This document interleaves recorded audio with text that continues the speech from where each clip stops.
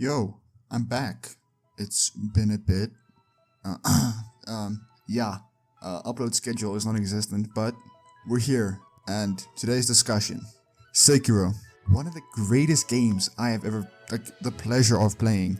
It is amazing, and in this video, we're going to talk about the art direction, obviously, because art kind of centralized. Not even how you say art YouTube channel. Hooray!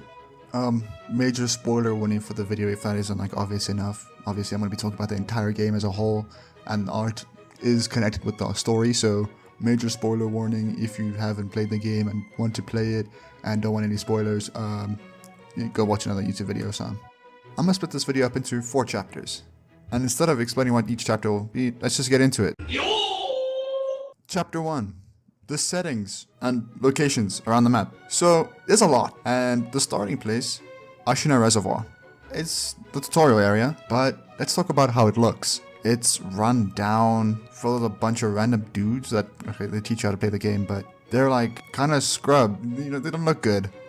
And it kind of puts the player into how the rest of the game, how the world is, its current state of affairs of Ashina and the area that you're in. Oh, it's kind of run down, not going so well, because major spoilers, in war. And Genichiro is trying to save it, and it's just run down. And this area is perfect for demonstrating how the entire place is run down. I don't want to spend too much time on the kind of not irrelevant areas, but not really relevant, if that makes sense. So I'm just gonna skip through a few.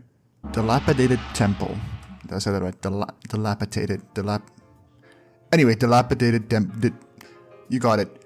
Is the safe zone, safe area of Sekiro. It's a kind of home base in a sense.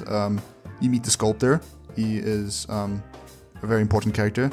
It's where you go to the next area. And it is it's like a big contrast to kind of the rest of Ashina, as it is kind of beautiful. It's beautiful. It's not run down full of a bunch of grimy dudes trying to chase you. There's no way. Say you swear to God.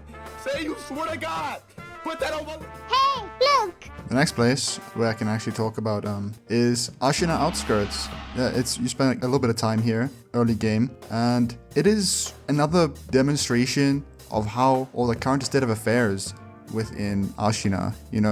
Broken down walls, lots of guards, even the chained ogre. It kind of explains, elaborates how Ashina runs things, The play doesn't feel good here. It's scary, things hiding around every corner, chickens, chained ogres, and this dude that's really annoying to fight because there's 500 dudes surrounding him. It gives a this creepy feel. Ashina Outskirts kind of has a contrasting feeling because you're it's kind of scary for the player, not necessarily scary, but you have to you're running around fighting enemies constantly, bosses, but it's also kind of a good feeling because curiosity, want to explore this world more, and it's ooh. Why is this thing like this? Why is there shopkeepers and little tents around in the area? Why is this ogre chained? So it kind of gets the player thinking more about the game and more intrigued within the game. Once you beat chained ogre, you're yeah, I'm the shit. Ashina Outskirts is the quintessential center point, I guess, in the player's interest in the game. If you don't like the game at Ashina Outskirts, you're probably not gonna like the game later on. It's also where you fight your first boss, remembrance boss or memory boss, whatever you want to call it. It is the first actual boss of the game.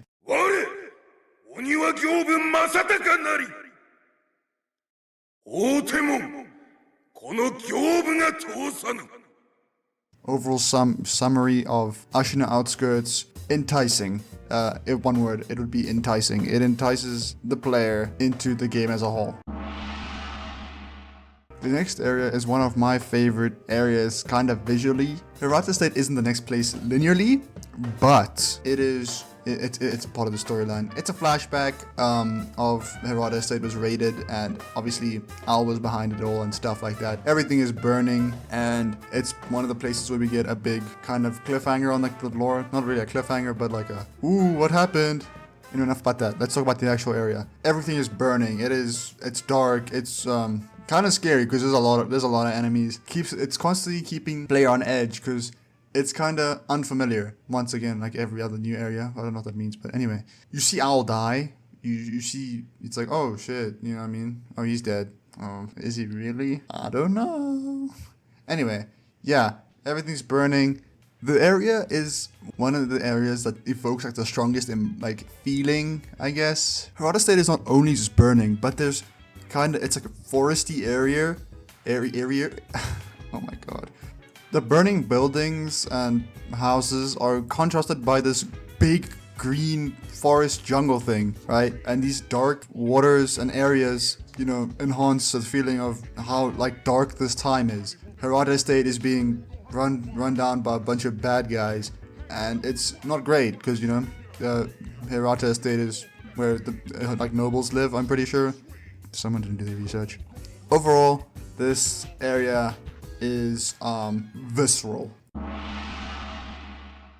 Next is Ashina Castle, the center point of the game. It is where everything takes place, essentially. It's where the game's turning point takes place. You fight Genichiro. Oh, that's kind of further in, but the overall area is the center point. From Ashina Castle, you go to the rest of the game. And it feels like that. The game feels like something is gonna happen. You're scaling these buildings, and it is the true display of what Ashina is at the current moment. And you meet Ishin, you don't meet Emma here. I just died on your arms tonight.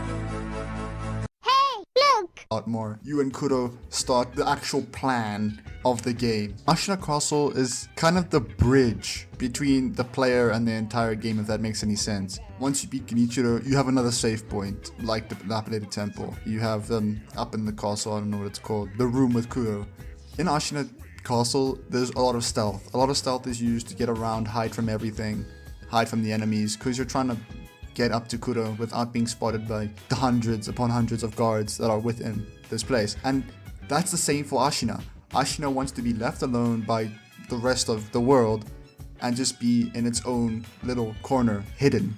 Ashina Castle also has this big presence, tall buildings, you're constantly grappling, you're always on roofs. It has this big presence. One word for Ashina Castle: bridge. Next is Abandoned Dungeon. Not very impactful place. It's creepy, it's scary, it's a dungeon. It is kind of significant because you have to go through it in order to get to Senpo Temple and Mount Kongo. So it's there. Makes the viewer feel how it looks. It's creepy, as I just said. Word for Abandoned Dungeon. Blech.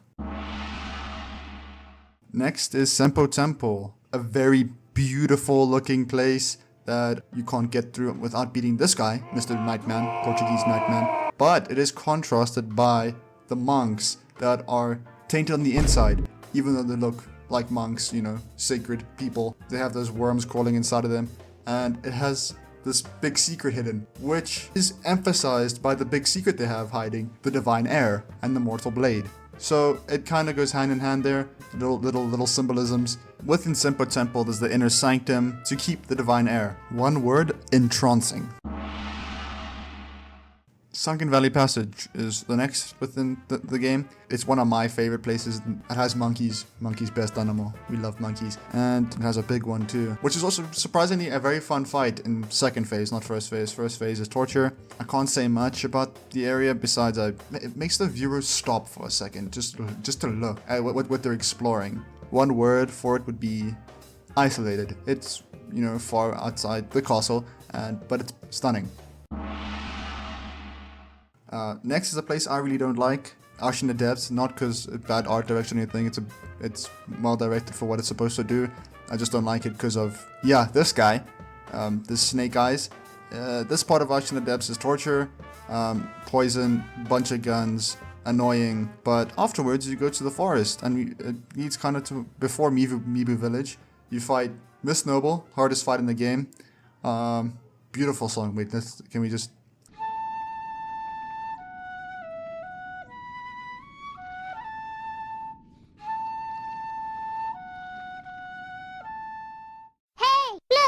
Nothing else much going on here. It's kind of just a in-between place. It's mundane, not much going on here. Some mini bosses, nothing really interesting going on. Best word for this place, creepy.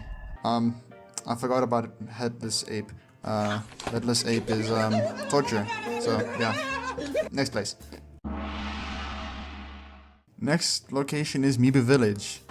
This is probably the creepiest place in the entire game. It is scary, to be honest, with all the fish kind of thingy people walking around. There's the mist lady girl. I forgot her name, but she's pretty fun fight. And then it's the corrupted monk. Not much going on in Miba Village besides kind of making the viewer feel uncomfortable. Yeah, that's the word for this place. Uncomfortable. Next place, Fountainhead Palace. First, you have to beat Corrupted Monk, one of my favorite fights in the entire game, and then you make it to the Flooded Palace.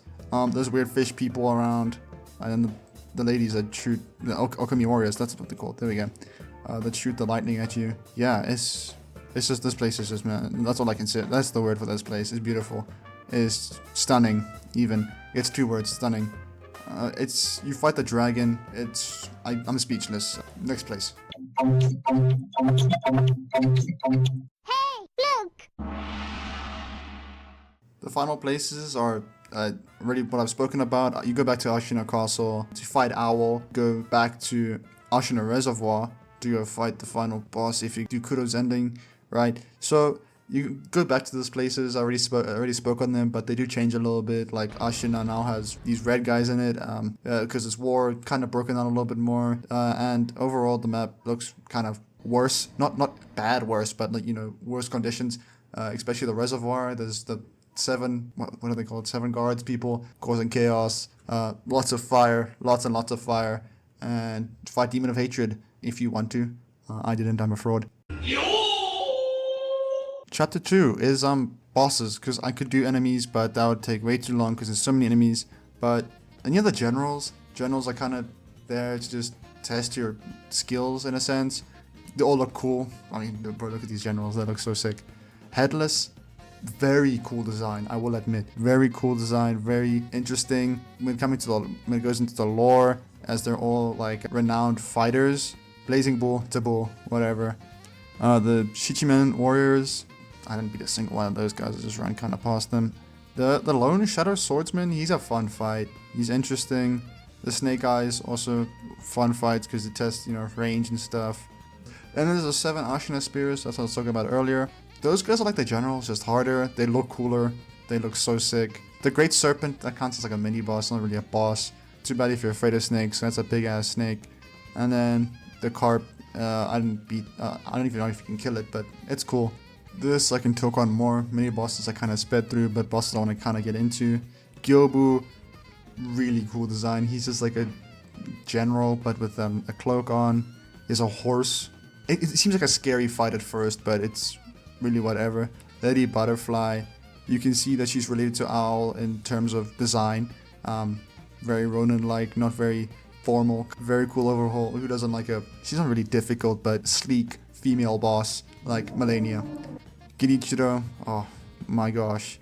When he takes off that armor, just yeah, look at him. He's the coolest design in the game, and voiced by Kenjiro Tsuda, so how can you go wrong there? Folding Screen Monkeys, really interesting boss, as they each have like their own kind of design for the thing that they can't do. Guardian Ape looks so sick, the sword in its neck. Headless Ape is even cooler. I mean, it's the second phase of Guardian Ape, but it's carrying around its head. Emma and Ishin look sick. Personally, I just love sleek kind of bosses. They just feel cooler to fight because they're not these big, scary things. They kind of feel harder. And Emma and Ishin are both hard, major cores. But they're both hard as the one ending, Shura ending. Emma is also just wow. Yeah, Emma. Owl, he looks so cool. Who doesn't like an old man boss, right? Look at his hair. His fight is one of the most interesting as he uses all of Wolf's techniques because you're both Ronins. He uses everything he's taught you. True Corrupted Monk, I love this design. It looks scary. It looks cool. I like big, poofy kind of Hiyori or kimonos. Divine Dragon. It's a Divine Dragon with a sword. Yeah. Demon of Hatred. It's so sick. Big flaming enemy. He's the sculptor. Major spoilers. Meant to instill fear. Looks like a demon. Looks scary. Ishin, the final boss.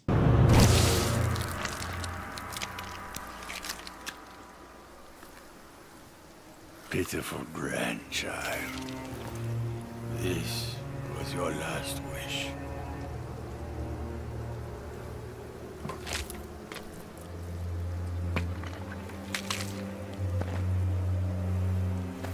To see Ashina returned from the great beyond.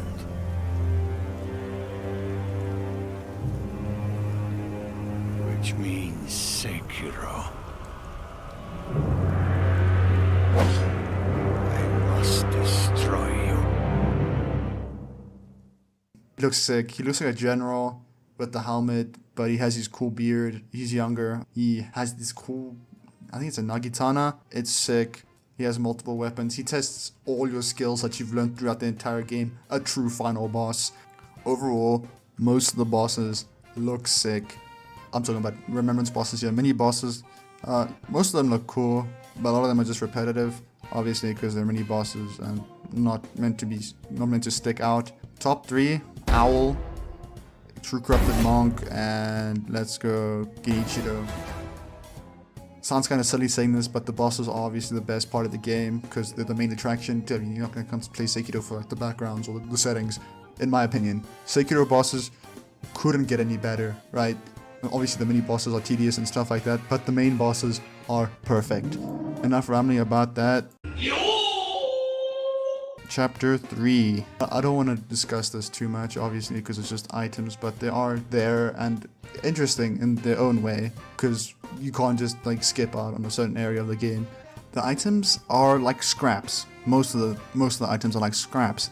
And that kind of relates to the world, obviously, because it's falling apart. So finding things like ash and livers and like little statues, it feels like you're fighting for yourself as much as you are for Kuro. And the items have little relations, or some of them have little relations, like the sugars are based off the headless.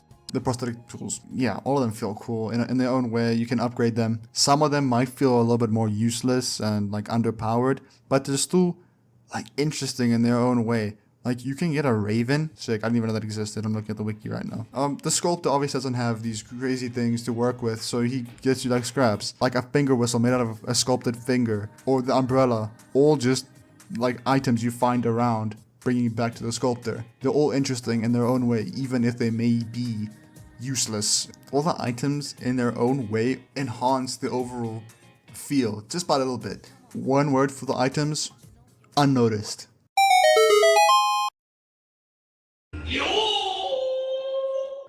Final chapter kind of thing. The overall game. I love the game. Probably top 5, maybe even top 3, maybe. I don't know. Maybe it's fighting with Persona and Elden Ring and Breath of the Wild. So it's in my top 5, definitely. It's cool. Wow, Japan, kind of, you know. It's beautiful. Everything about this game looks good. Miyazaki is the GOAT, obviously. And everything kind of ties in together. The items, the people, the places, the bosses. Everything has this overall connected feel. Like everything works hand in hand. Some things can't be without the other. The game, in my eyes, is perfect. And I gotta tell you, it was perfect. Obviously, there's things that you could talk about. But I love this game. Love the art. Everything about it looks epic. You know, I just spoke about it like 600 times, but yeah. Play Sekiro. Again, if you already have, and if you haven't, play Sekiro. Thanks for watching. This video is super long. So if you enjoyed, like and sub, and yeah, see ya.